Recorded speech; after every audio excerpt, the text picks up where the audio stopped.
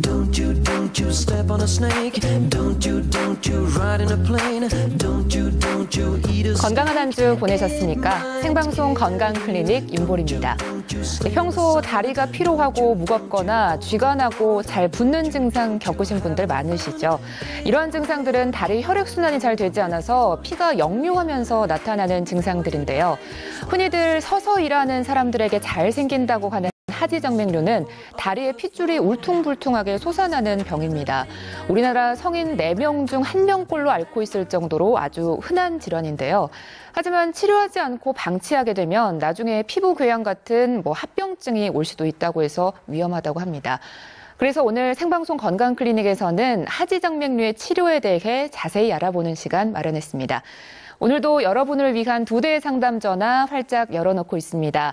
259개 5100번, 5200번인데요. 방송 함께 하시다가 궁금한 점 생기시거나 평소 하지정맥류로 고생하시고 계셨던 분들 전화 주시면 아주 자세한 상담 해드리겠습니다.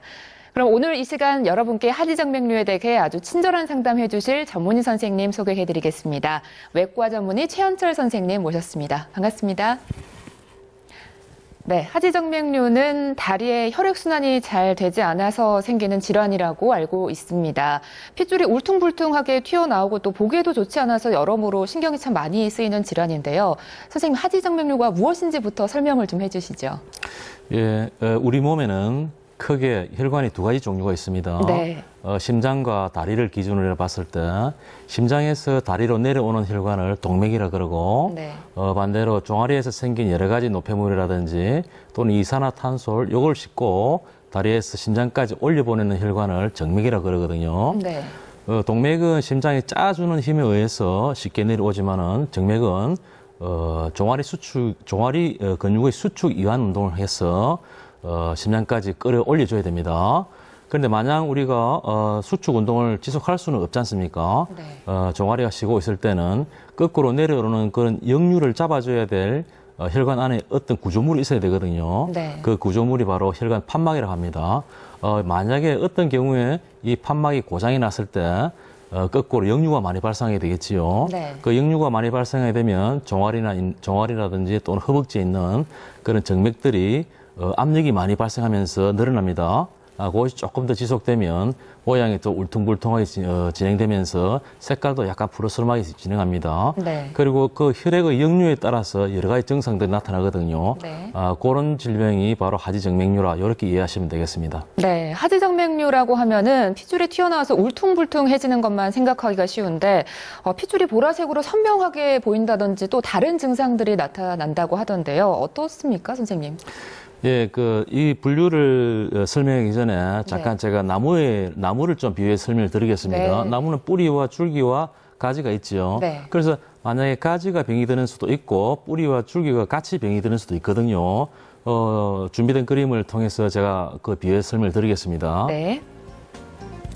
만약에 뿌리와 줄기는 정상이고 가지가 물이 들거나 병이 들었다 이렇게 할 때는 거미양정맥, 그림에서 보시다시피 거미양정맥이나 망상정맥에 속하고 네.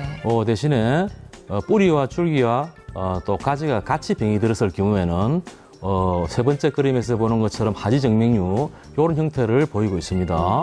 네. 거미양정맥은 우리가 보통 실핏줄이다, 모세 혈관 확장증이다 이렇게도 이야기하는데 네. 그 크기는 대충 한 1mm 정도 크기가 되고 색깔은 선홍색을 보이거나 또는 짙은 자주색으로 보입니다. 네. 그거보다 조금 더 굵은 것은 국수발 정도 크기, 대략 한 2-3mm 정도 네. 그런 크기를 보이고 그거를 망상정맥 이렇게 얘기합니다. 네. 망상정맥이란 말은 그냥 거물처럼 보인다. 그래서 보이는 그대로 이름을 지어서 망상정맥 이렇게 합니다. 네. 그거 이 2가지와 좀 다르게 뿌리와 줄기가 같이 병이 드는 상태를 저는 하지정맥류라 이렇게 분류하고 있습니다. 그 하지정맥류는 주로 잘 발생하는 혈관이 정해져 있습니다. 특이적으로 허벅지에서 내려오는 하나의 뿌리 혈관이 있고 뒤쪽으로 보면 오금에서부터 발 뒤꿈치로 내려오는 그런 혈관이 하나 있습니다. 네. 그 외에는 또 허벅지에서 그냥 나오거나 또는 종아리 근육에서 비특이적으로 나오거나 이런 정맥류도 있다고 보시면 됩니다. 선생님, 그렇다면 하지정맥류가 왜 생기는지 원인이 궁금한데요. 어떻습니까? 직접적으로 이 원인이다 이렇게 정확하게 밝혀지는 것은 없는데 몇 가지 인자를 들 수 있겠습니다. 네. 복제정맥 안에 있는 판막이 이상이 있거나 또는 정맥벽이 약화돼서 압력을 이기지 못해서 정맥이 늘어나거나 또는 신부정맥하고 표재성 정맥의 가운데 사다리 같은 그런 정맥이 있는데 그 정맥을 관통정맥이라 이렇게 하거든요. 관통정맥에 있는 판막이 고장이 나거나 네. 또는 정맥과 동맥 사이에는 말초에 있는 모세혈관 외에는 가운데 건너뛰는 혈관이 없어야 되거든요. 네. 기형적으로 생기는 동정맥류 같은 그런 기형혈관이 있거나 네. 또는 정맥압이 비정상적으로 많이 증가되면 네. 하지정맥류가 많이 발생한다. 이런 몇 가지 인자를 들 수가 있겠습니다. 네. 그림을 보시면서 제가 설명을 드리겠습니다. 정상적인 그림을 보시면 밑에서 위로 올라가는 까만색 화살표가 있죠. 네. 그것이 정상적인 혈액의 흐름입니다. 네. 피가 위로 올라갈 때는 그 중간에 있는 판막이 열려줍니다.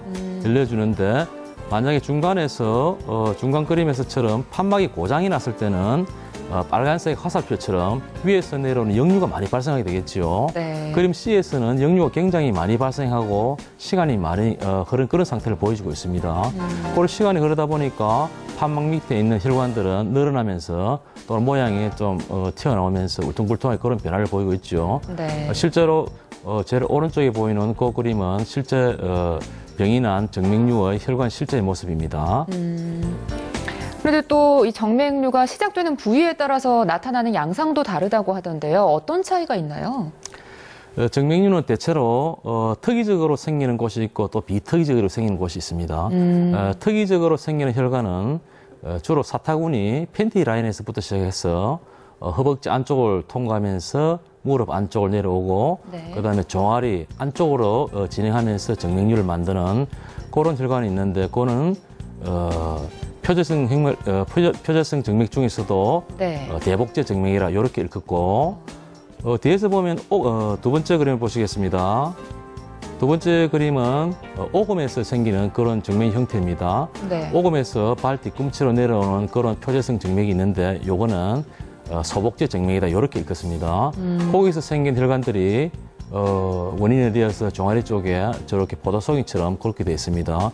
정맥류를 영어로 얘기하면 그냥 베리코스다 이렇게 얘기하거든요. 네. 그 어원은 그리스에서 나온 건데 베리코스란 말은 포도송이처럼 이런 말입니다. 저렇게 얽혀있는 포도송이처럼 생긴 것을 갖다가 하지정맥류를 이렇게 일컫습니다. 네. 그 다음 보시는 그림은 그 외에 비특이적으로 생긴 그런 그림입니다. 네. 종아리 뒤쪽에서 생기는 경우도 있는데 주로 허벅지 근육에서 직접적으로 나와가지고 저렇게 자라면서 그림을 그려놓은 것처럼 저렇게 길게 만들어지는 그림도 있고 또 여기서는 안 나와 있지만은 종아리 근육에서 직접적으로 나온 그런 경우도 비특이적인 하지정맥류다 이렇게 일컫고 있습니다. 네, 그런데 하지정맥류가 잘 생기는 분들을 보면 또 젊은 분보다 나이 든 분들이 많고 어머니가 있으면 딸도 있는 경우도 많다고 하는데요. 유전적인 원인도 있는 건가요? 네, 그렇습니다. 직접적인 원인은 그렇고 위험 인자로 몇 가지가 들 수 있거든요. 네. 그 중에서도 연령과 유전이 중요한 역할을 합니다. 연령은 모든 병에서 다 그렇겠지만은 연령이 증가하면서 혈관벽이 약화가 되겠죠. 네. 혈관벽이 약화되면서 늘어나니까 그 안에 있는 판막이 고장이 나게 되겠지요. 이렇게 해서 정맥류가 만들어질 수도 있고 네. 또 유전이 중요한 역할을 할 수 있는데 실제로는 유전이라고 하면 일정한 법칙이 있습니다. 남자와 여자 사이에는 1대1이 된다든지 아니면 2대1이 된다든지 아니면 해를 걸러서 한 번씩 나타난다든지 이런 법칙이 있는데 사실 이런 법칙이 있는 것은 아니고 그냥 유전적 경향이 있다 이렇게 보시면 됩니다. 네. 그 예를 들자면 부모님 중에 한 분이 만약에 정맥류를 가지고 있을 경우에는 자식들이 가져갈 확률이 높아지거든요. 딸 자식이 가져갈 확률은 약 반에서 한 50% 정도 됩니다. 과반수에서 가져가고 아들 자식은 4명 중에서 1명 정도 한 25% 정도에서 정맥류가 잘 발생한다고 볼 수 있습니다. 대체로 이런 경향을 보인다 이런 이야기지 네. 꼭 지켜진다는 것은 아닙니다. 네. 그런데 또 하지정맥류는 남성보다 여성에게 더 흔하다고 하는데요. 또 임신 중에 하지정맥류로 고생하는 분들도 많습니다. 어떤 영향이 있는 건가요? 그래서 설명을 드렸듯이 하지정맥류는 여자분들하고 밀접한 관련이 있죠. 네. 그 원인 중에 한 가지가 또 임신과 관련이 굉장히 깊습니다. 임신을 하게 되면, 아기를 가지게 되면 임신에 필요한 여성 호르몬들 증가하게 되겠지요. 그렇죠. 에스트로겐도 있을 수도 있고 테스토스테론도 있을 수 있습니다. 네. 이런 호르몬 자체가 혈관벽을 약하게 만드는 작용을 하거든요. 그래서 늘어나서 정맥류가 잘 만들어질 수도 있고, 두 번째는 뱃속에 있는 아기가 자라면서 복부에 있는 큰 정맥들을 물리적으로 누를 수가 있거든요. 그래서 다리에서 심장으로 향하는 그 혈액의 흐름을 물리적으로 방해해서 다리에서 혈관이 커지는 경우도 있고, 네. 또 아기들이 자라면서 엄마가 피를 많이 만들어줘야 되겠죠. 네. 아기들도 먹고 살아야 되니까. 그렇죠. 예. 그래서 혈액을 많이 만들다 보니까 혈액의 저장고인 이 혈관이 커질 수밖에 없습니다. 그래서 이런 원인으로 인해서 임신을 하게 되면 정맥류가 잘 만들어지는 환경이 된다고 이렇게 볼 수 있겠습니다. 네, 성인 4명 중에 1명꼴로 발생할 정도로 아주 흔한 질환입니다.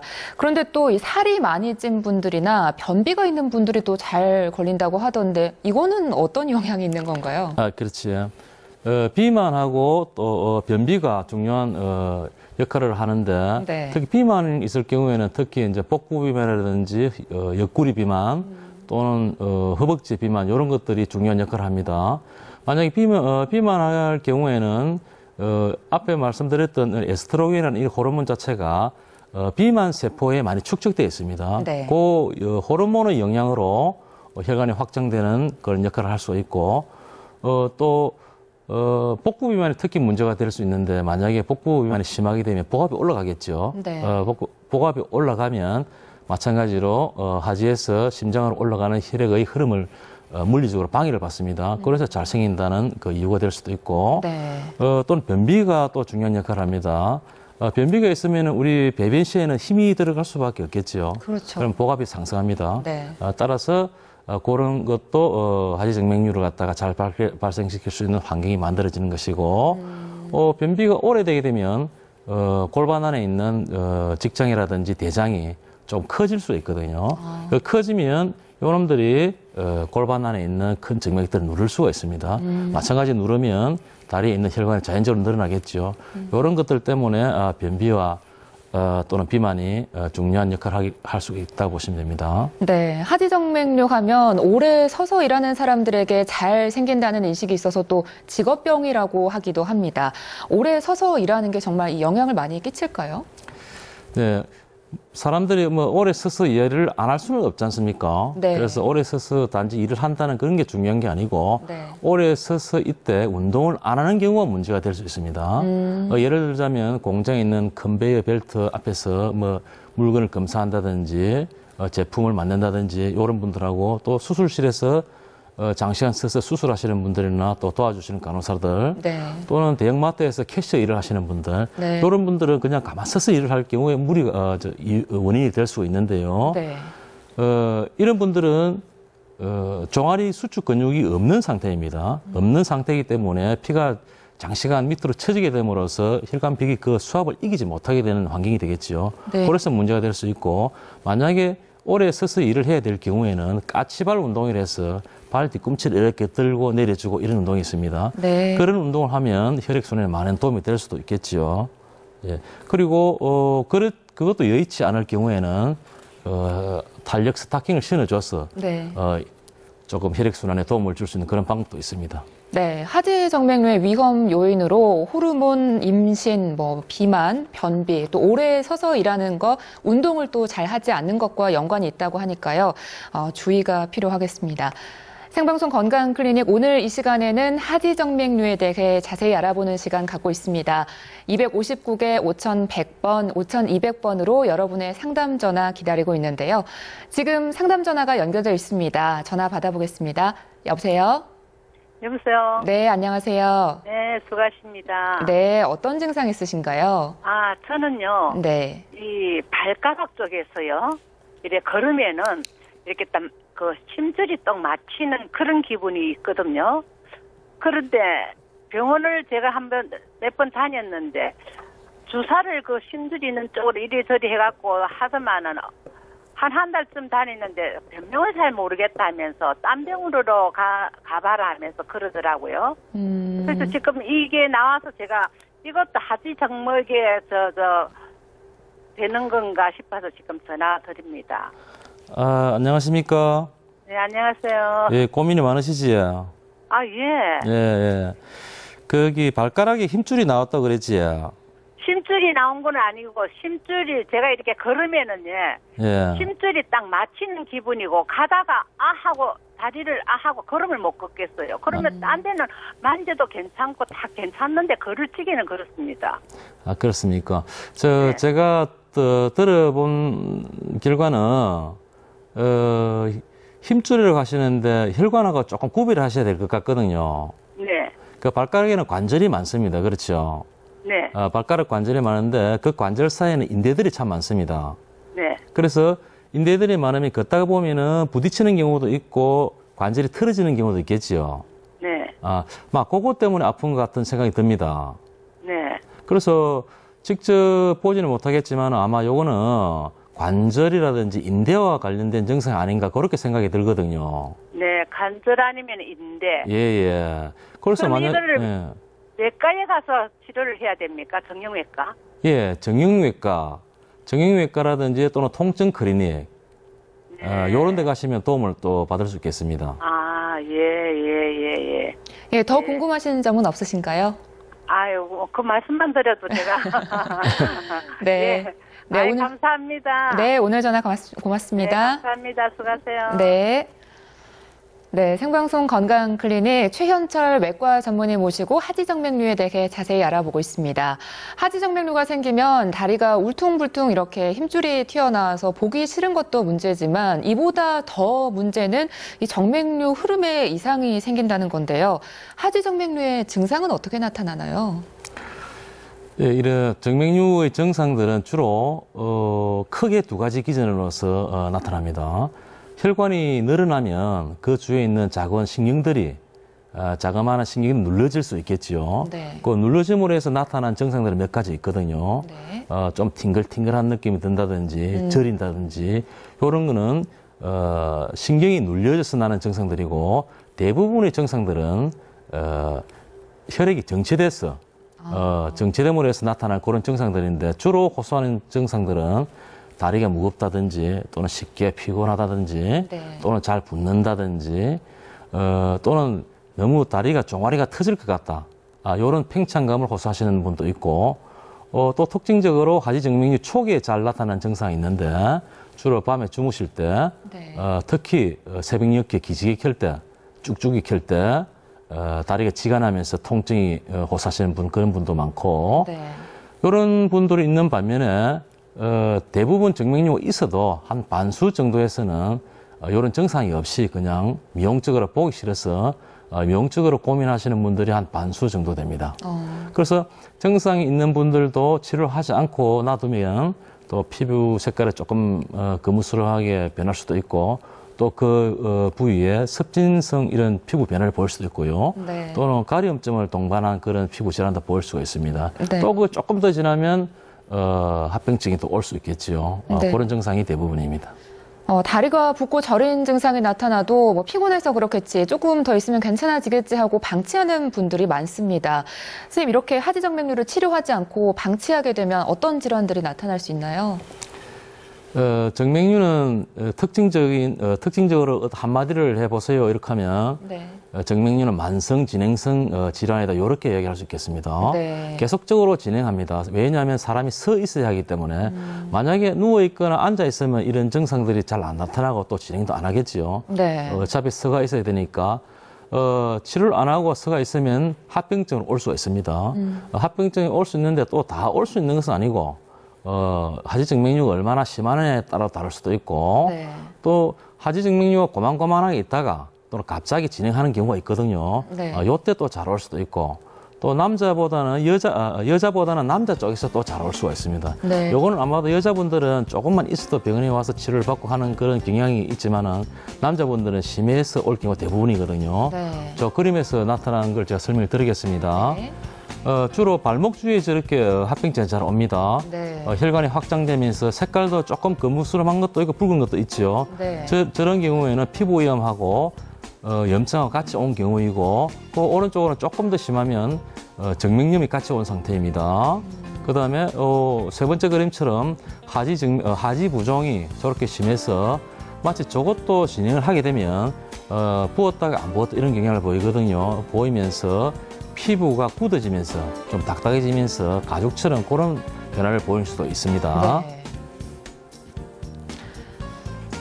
또 조금 더 진행하면 저렇게 피부가 궤양이 일어나면서 괴사가 일어납니다. 괴사가 일어나면서 또 괴사도 좋아졌다가 심했다가 이러한 반복적인 변화를 거치면 피부가 저렇게 딱딱히 굳어지는 경향이 보입니다. 네. 오른쪽에는 피부 궤양을 그림으로 나타낸 것입니다. 네. 주로 잘 생기는 곳이 중력을 많이 받는 곳입니다. 주로 발목 안쪽으로 네. 복숭아뼈 있죠. 복숭아뼈 위쪽에 저렇게 괴사 형태로 잘 나타나는 그런 합병증들이 있습니다. 요 그림은 혈전성 정맥염입니다. 왼쪽 그림은 밖에서 본 그림이고, 사실은 그 안에는 혈전성 정맥염이 심해서 수술하고 난 혈전을 제거한 모습이 오른쪽에 있는 그 까맣게 있죠, 그죠? 네. 혈전이라 하는 말은 그냥 피가 물처럼 맑아야 되는데, 묽어야 되는데 그러지 못하고 피가 굳어서 생긴 게 혈전이거든요. 뭐 시체말로 이야기하면 피떡이다, 뭐 이렇게도 얘기하는데, 그런 합병증이 생기면 만약에 심할 경우에는 이것이 떨어져 가서 폐동맥을 통해서 또 폐동맥을 막는 수가 있습니다. 그걸 네. 폐색전증이라는데, 만약에 이런 경우에는 또 위급한 상도 닥쳐올 수 있는 것이죠. 네, 하지정맥류는 시간이 지나면 자연스럽게 나아지는 질환이 아니고 점점 더 발전하면서 앞서 보셨듯이 심각한 합병증까지 올 수 있는 질환입니다. 초기에 발견해서 치료를 하는 게 가장 좋은데요. 하지만 이 하지정맥류를 잘 모르고 그냥 지나치시는 분들도 많다고 합니다. 선생님, 혹시 자기가 스스로 쉽게 알 수 있는 자가 진단법이 있을까요? 네, 이 하지정맥류 진단법은 네. 병원에서 와서 전문적으로 진단을 받을 경우도 그렇고, 혼자서 자가 진단을 받을 경우도 그렇고, 원칙은 서서 보시는 게 원칙입니다. 정맥류를 가지신 분들이 앉아 있거나 또 누워 있으면 없어지거든요. 네. 그래서 내가 정맥류 아니구나 이렇게 하시는 분들도 있는데, 반드시 서서 보셔가지고, 또 서서 보시면 앞쪽은 거울로 통해 잘 보이는데 뒤쪽을 잘 안 보이시죠? 그렇죠. 그러면 주위에 있는 분들한테 좀 봐주세요 하면 네.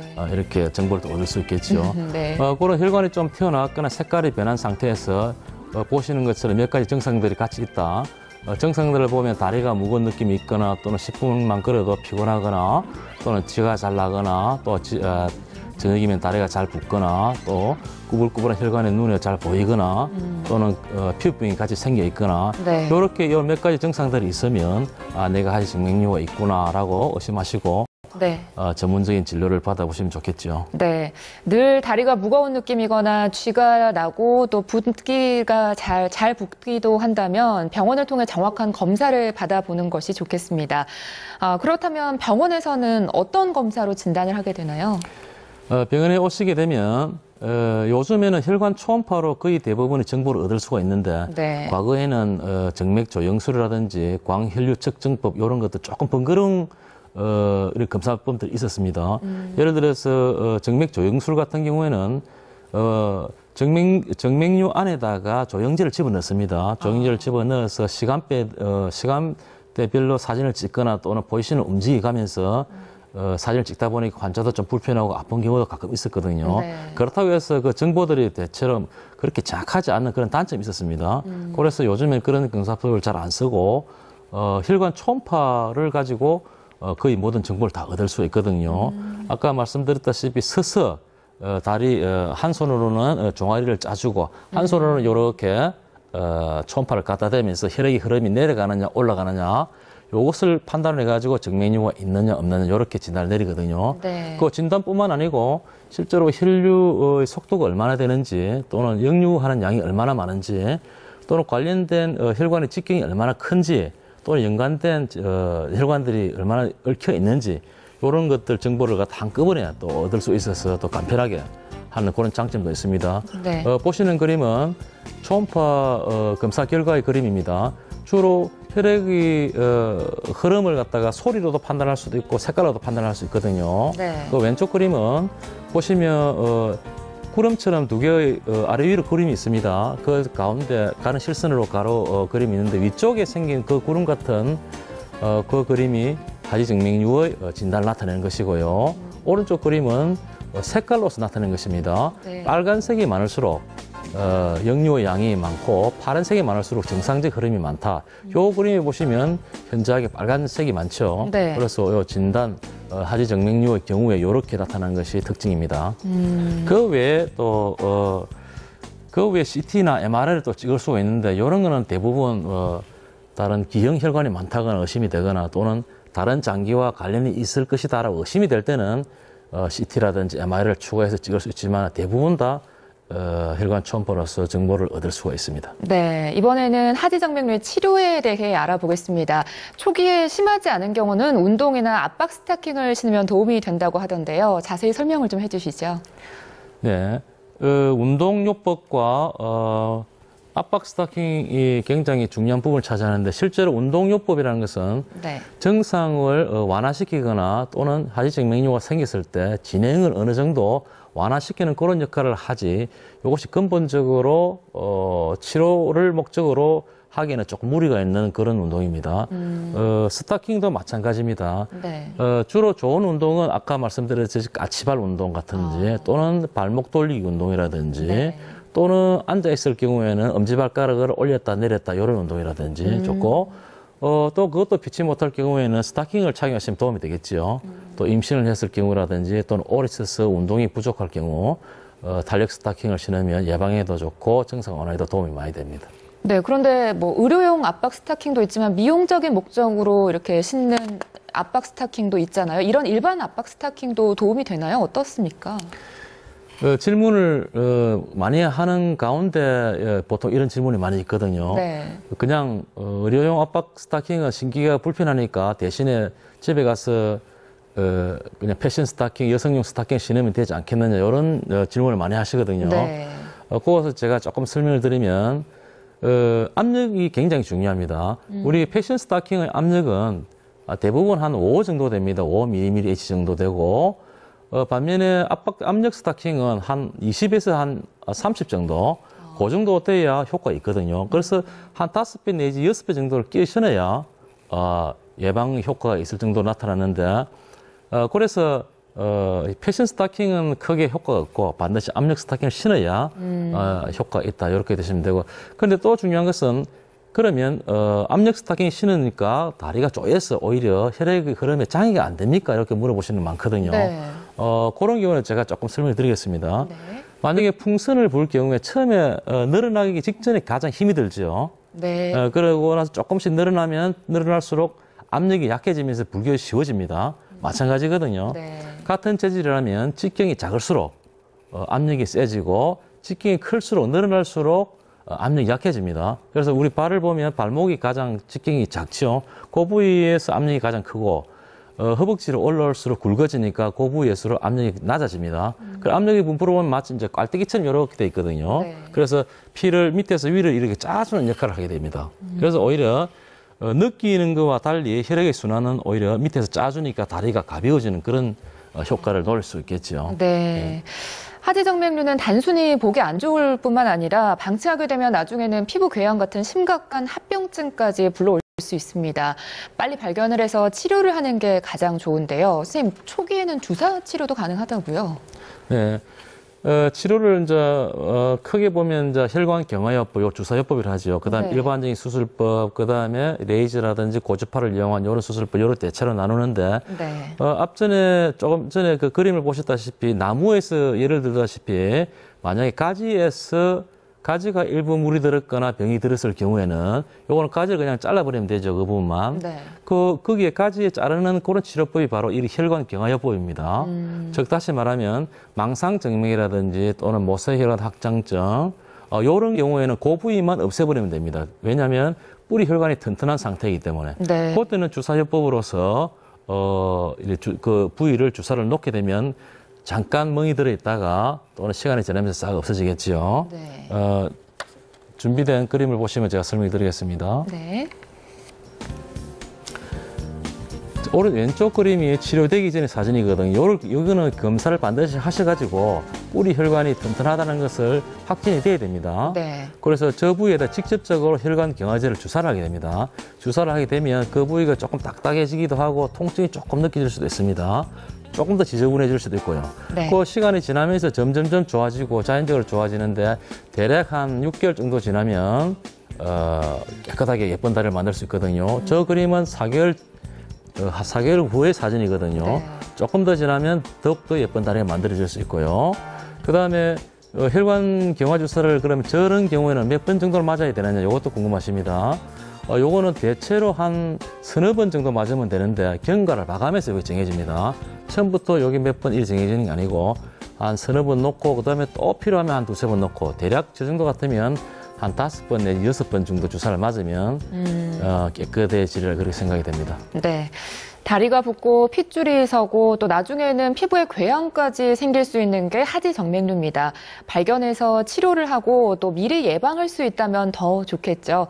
오늘 이 시간에는 하지정맥류에 대해 자세히 알아보고 있는데요. 259개 5100번, 5200번 이 두 곳으로 전화 주시면 여러분께 자세한 상담 해드리겠습니다. 지금 또 한 통의 상담 전화 연결돼 있는데요. 바로 연결해 보겠습니다. 여보세요? 여보세요? 예, 네, 안녕하세요. 예, 안녕하십니까. 네, 어디가 아프신가요? 동아리 무릎 밑에. 네. 예. 여보세요? 동아리 무릎 밑에. 예, 전화 주시면 안녕하십니까? 예, 안녕하세요. 예, 네, 종아리가 아프시단 말입니까? 아니, 아프진 않았는데, 네. 지금 사진에 보면 혈관에 피 놓은 게 있지. 아, 예. 예, 어디 아프다든지 그런 건 아닙니다. 아, 예. 예, 좀, 불룩 나오니까 종아리 지금 현재 아, 그렇습니까? 장단지죠. 예. 종아리 부분에 혈관이 많이 튀어나오셨단 말씀이지요? 예, 좀 보기 싫지. 예. 그 기간에 튀어나온 기간이 얼마나 되셨습니까? 얘 놓은 데는 내가 알기로는 한 10년 넘었습니다. 한 10년. 네, 그렇죠. 그런데 우리 거기 조금 전에 설명드렸던 그 그림하고 대체로 일치하십니까? 예, 다리 우쪽으로 하나 놓은 거. 예. 아까 제 그림을 왼쪽 그림하고 이렇게 봤는데 우쪽에 하나 한 다리 놓은 거. 예. 아이 왼쪽에 그림은 많이 티 놓았는데 아까 네. 볼 때 뭐 그러지는 안 하고. 제가 들어보면은 네. 아마도 하지정맥류가 맞지 싶습니다. 그런데 정맥류가 맞는데 중요한 것은 그것이 예를 들어서 오금에서 나왔는지 또는 허벅지에서 내려와서 그렇게 만들어진 것인지. 아니, 무릎 밑에 토가 납니다. 예. 그래서 원인 부위를 밝혀야 되거든요. 예. 그 원인 부위가 어디에 있냐에 따라서 또 네. 치료법이 이렇게 결정이 되거든요. 그래, 만약에, 지금 보니까 특별한 증상은 없으시는 것 같은데, 네. 그래도 너무 오래 놔두면 부작용이라든지 합병증이 발생할 수 있거든요. 예, 무릎 밑에 종아리 바깥쪽인데, 막 심줄이 굵게 이래 툭툭툭 튀 나와 있습니다. 예. 그리고 만약 고민이 되시면, 요즘은 전문적인 병원이 많으니까, 예. 가까운 병원을 가셔가지고, 하지정맥류 우선 진단을 받으시고, 예. 치료에 대한 상담을 받으시는 게 좋겠습니다. 예, 감사합니다. 예. 제가 어디 병원을 물어볼 수도 없는 거 제가 알아서 찾아야 되죠. 네, 감사합니다. 예, 감사합니다. 네, 오늘 전화 고맙습니다. 네, 다음 상담 전화 한 통 더 받아보겠습니다. 여보세요? 네, 여보세요? 네, 안녕하세요. 네, 안녕하세요. 네, 어떤 증상 있으신가요? 제가 아니고 저희 아들인데요. 지금 초등학생이고 13살 남자예요. 네. 예, 근데 잘 못 보다가 한 1년 정도 전에 종아리 쪽에 이렇게 푸르스름하게 조금 볼록볼록 양쪽 다리에 나왔더라고요. 네. 예, 그리고 이제 요 근래 들어서 자다가 아까 선생님께서 말씀하신 대로 네. 쥐가 잘 일어나요. 네네.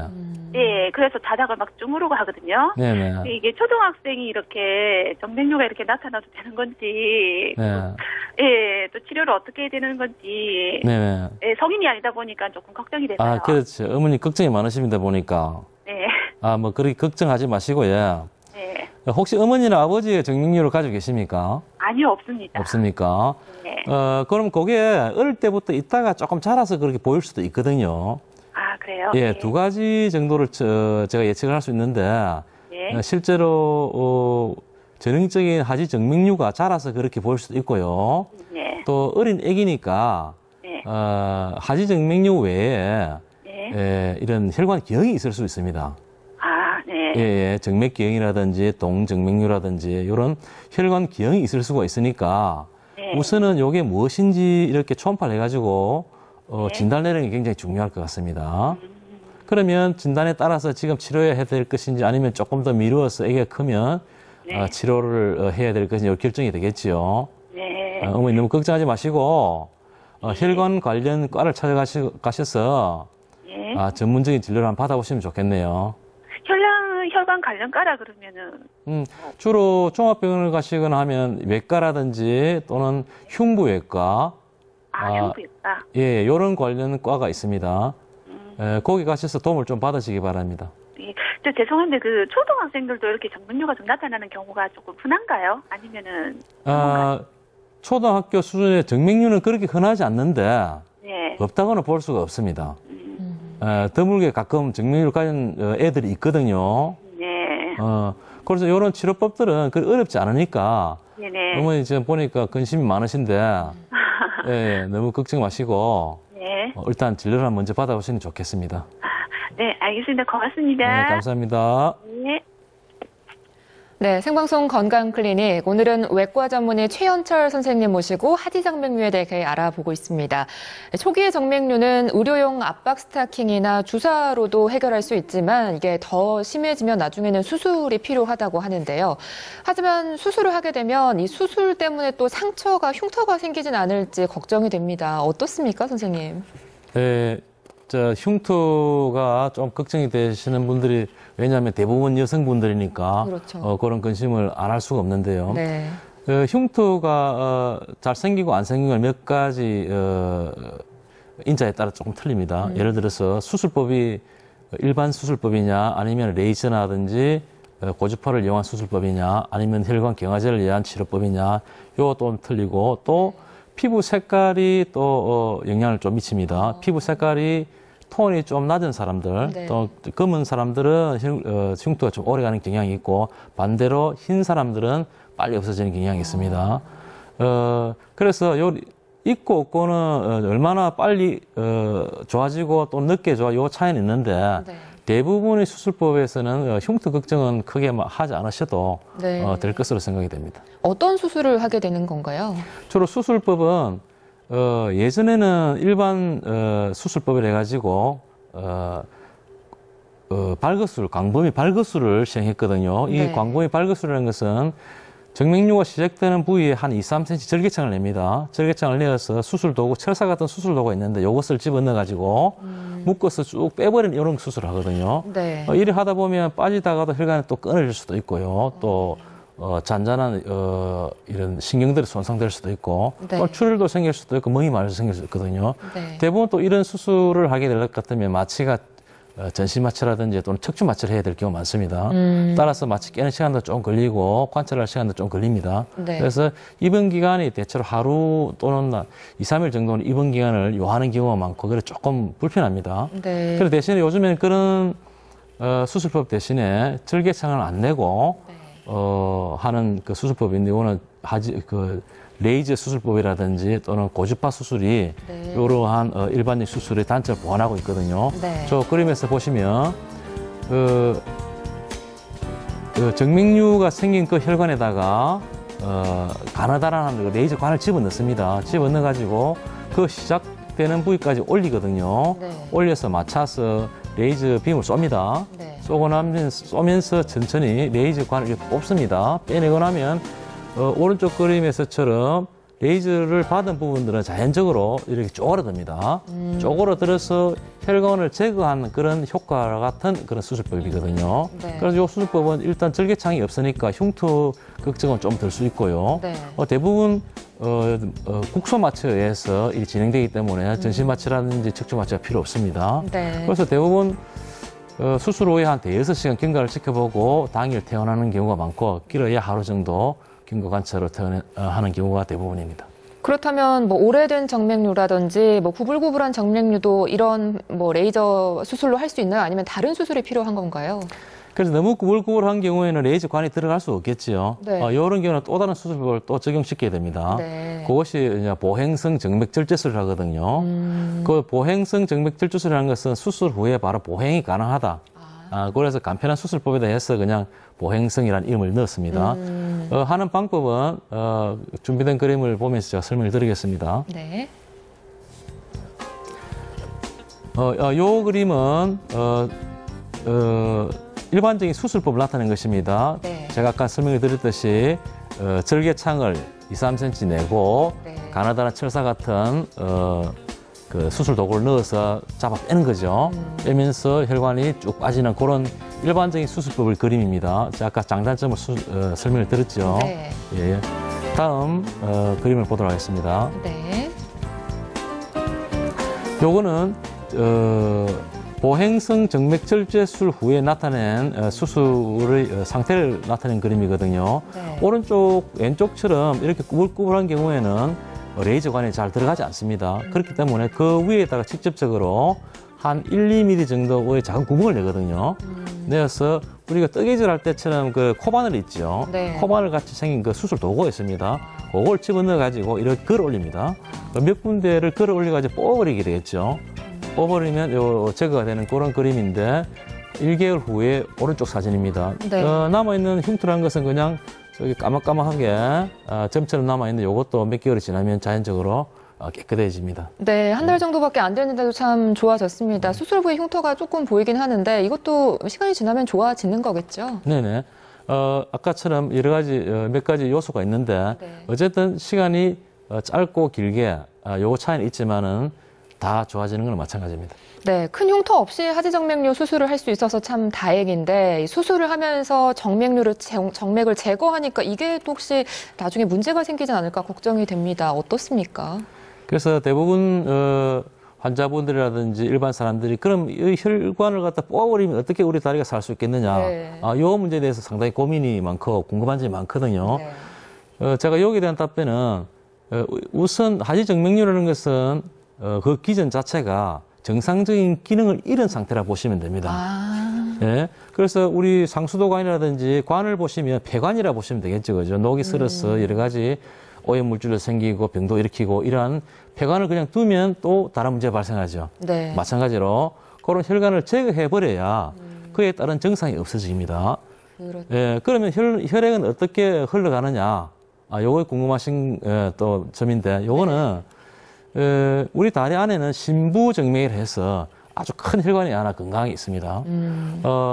혈액의 흐름을 능력으로 봤을 때 밖에서 생긴 정맥류에 의한 그런 흐름은 한 5% 정도밖에 안 됩니다. 네. 그 다음에 95%는 제가 설명드렸듯이 안에 있는 심부정맥이 다 일을 하거든요. 네. 그래서 하지정맥류를 제거했더라도 혈액은 안으로 들어갑니다. 안으로 들어가서 심부정맥을 통해서 심장까지 가기 때문에 아무런 문제가 없습니다. 예를 들자면 네. 우리가 마산에서 서울 갈 때, 그죠? 대진고속도로 탈 때 대진에서 사고 났다 치면은 네. 상행선이 막히겠지요. 그렇죠. 그것도 모르고 차를 가다가 보면은 얽히고 설키고 여러 가지 문제가 발생하죠. 돌아오는 경우도 생기고 미리 우리를 그 상태를 알고 경부선을 타고 올라가면 더 빨리 가게 수 있겠죠. 네. 이제 그 원리가 똑같은 원리라 생각하시면 됩니다. 네, 오래 서서 일하시는 분들이라면 하지정맥류 예방에도 평소 관심을 갖고 계셔야 될 텐데요. 평소 서서 일을 많이 한다 하면 이제 어떤 주의점이 필요할까요? 서서 운동을 서서 있지 않을 수는 없지 않습니까? 그렇죠. 예, 그런데 운동을 하셔야 되는데 운동의 키 포인트는 뭐냐면 가만 서서 있지 않는 것이고 네. 종아리 근육을 얼마나 수축 이완을 자주 시켜주느냐 이것이 가장 키포인트입니다. 네. 종아리 근육 자체가 제2의 심장이라고 했습니다. 그래서 짜줘야 혈액이 올라가겠죠. 네. 그 좋은 운동들이 까치발 운동이고요. 또는 발목을 돌린다든지, 예를 들자면 하중을 많이 받는 운동은 좋지가 않습니다. 몸 만들기 위해서 무거운 걸 든다든지 복압을 올라가게 하는 운동이라든지 이거는 좋지 않고요. 하중을 적게 받는 운동이 좋습니다. 예를 들자면 스윙장에서 아쿠아 체조를 한다든지 또 스윙을 한다든지 또는 육지에서 할 수 있는 것은 그냥 자전거 타기가 좋고요. 네.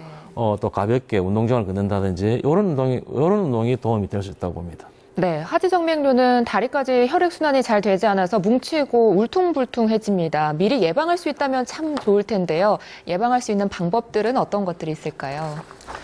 예방할 수 있는 방법들은 모든 질병에서 다 그렇듯이 바른 생활만 하면 예방이 되는데, 네. 저는 운동요법도 좋고요. 우리가 또 꽉 이른 옷이라든지 또 하이힐을 신어서도 안 좋습니다. 하이힐 자체가 왜 안 좋냐면 그냥 까치발 상태로 있기 때문에 종아리 근육이 그냥 수축된 상태로 그냥 고정돼 있죠. 그래서 혈액이 위로 올라가지 못하는 그런 상태를 초래하기 때문에 그거는 피하셔야 되고, 네.